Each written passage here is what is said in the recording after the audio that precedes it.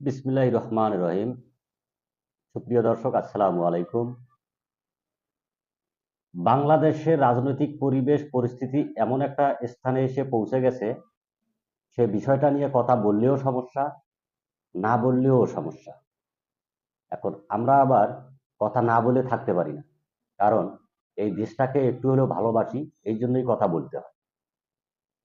বর্তমান আমাদের বাংলাদেশের রাষ্ট্রপতি হচ্ছেন শাহাবুদ্দিন চুপ্পু সাহেব। উনি কিন্তু একজন বীর মুক্তিযোদ্ধা। উনি যে আমলেই রাষ্ট্রপতি পদ গ্রহণ করুক না কেন, উনি বাংলাদেশের সংবিধানের সর্বোচ্চ পদ মর্যাদার একজন ব্যক্তি, বাংলাদেশের সংবিধান রক্ষাকারী একজন ব্যক্তি। উনি বাংলাদেশের রাষ্ট্রপতি, এটা আমাদের মানতে হবে। আমাদের সেই বীর মুক্তিযোদ্ধা একজন রাষ্ট্রপতির ভাষণকে কেন্দ্র করে বিরোধী দল ওয়াকআউট করবে, এটা স্বাভাবিক, করতেই পারে। কারণ আমরা জানি বর্তমান বাংলাদেশের বিরোধী দল কারা। তারা 1971 সালের মুক্তিযুদ্ধের বিরোধী, তারা দেশ বিরোধী, তারা এই দেশের জনগণের বিরোধী। ওই দলটা যদি না থাকতো, এই মুক্তিযুদ্ধের বিরোধী রাজনৈতিক দলটা যদি বাংলাদেশে না থাকতো, তাহলে বাংলাদেশ আজকে অনেক দূর এগিয়ে যেত।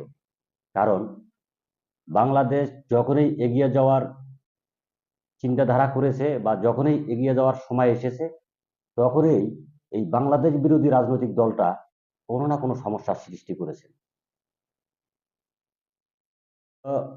বাংলাদেশের সংবিধানের 73-2 অনুচ্ছেদ অনুযায়ী সাধারণ সংসদ নির্বাচনের পর বা বৎসরের প্রথম অধিবেশনের আগেই রাষ্ট্রপতি ভাষণ দিবেন, এটা তার সাংবিধানিক অধিকার। একজন বীর মুক্তিযোদ্ধা রাষ্ট্রপতি, সে যে দলেরই হোক না কেন, তাকে সম্মান করতে হবে। সে বাংলাদেশের সাংবিধানের সর্বোচ্চ পদ মর্যাদাপূর্ণ একজন ব্যক্তি। তাকে অসম্মান করা দেশকে অসম্মান করার শামিল আমি মনে করি। যখন একজন রাষ্ট্রপতি নিয়োগ হয়, সে কোনো দলের থাকে না।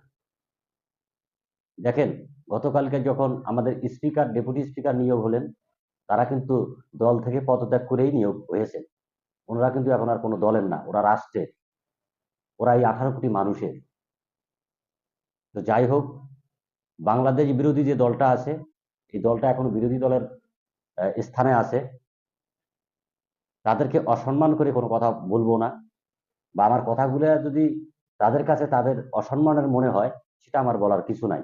কারণ আপনারা বাংলাদেশের সংসদে গেছেন কথা বলার জন্য, জনগণের পক্ষে কথা বলার জন্য, অথচ এক রাষ্ট্রপতির ভাষণকে কেন্দ্র করে আপনারা জাতীয় সঙ্গীতকে অসম্মান করেছেন।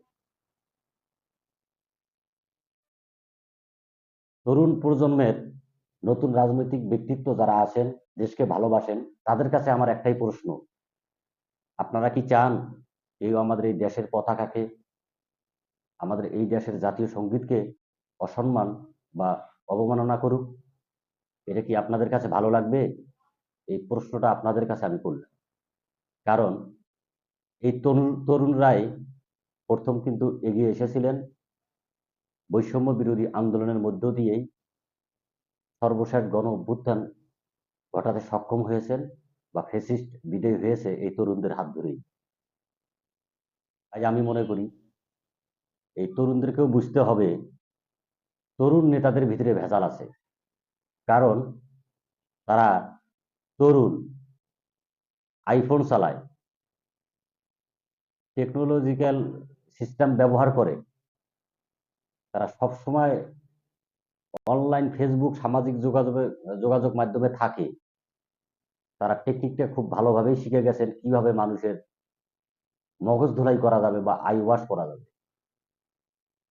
দেখেন, এনসিপির নেতা হাসনাত আবদুল্লাহর প্রতি সম্মান রেখেই আমি একটা কথা বলতে চাই।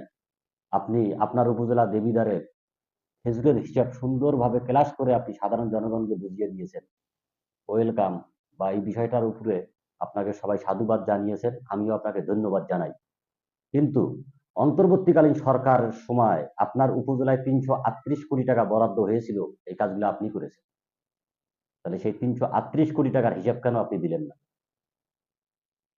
এই কে খেজুর পেলো কে খেজুর পেলো না, এটা বড় বিষয় না।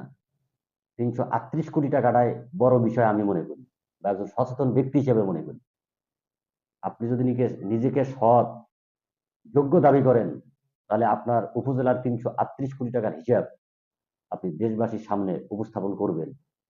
সেই সাথে উপস্থাপন করবেন টিএসসিতে জমা দেওয়া সারা বাংলাদেশের সাধারণ জনগণের পরিশ্রমের ঘামে জড়ানো টাকাগুলো যে বন্যার জন্য দিয়েছিলেন, এই বন্যার টাকাগুলো কোথায় কিভাবে গেল, বা সেই ফান্ডে সরকারের পক্ষ থেকেও ১০০ কোটি টাকা দেওয়া হয়ে গেছিল।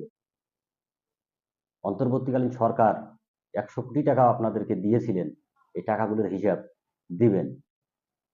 আপনি খেজুর দিয়ে হিসাব শুরু করেছেন, বন্যার টাকা, সরকারের দেওয়া বরাদ্দ ১০০ কোটি টাকা, এবং স্থানীয় মন্ত্রণালয়ের বরাদ্দ দেওয়া আপনার উপজেলার ৩৩৮ কোটি টাকার হিসাব আপনি দিবেন, যদি আপনি সৎ এবং নীতিবান হয়ে থাকেন। সাধারণ মানুষকে আইওয়াশ করে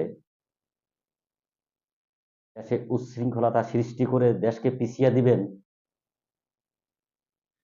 এটা আমরা সাধারণ জনগণ হতে দেব না। জাতীয় পার্টি যদি গত ১৭ বছর আওয়ামী লীগের সাথে থাকার কারণে ফ্যাসিস্টের দোসর হয়ে থাকে, তাহলে কিছুদিন পর এনসিপি নেতারা শুনে রাখেন, আপনাদেরকে যুদ্ধ অপরাধীর দোসর হিসাবেই আখ্যা দিবে এই বাংলার জনগণ।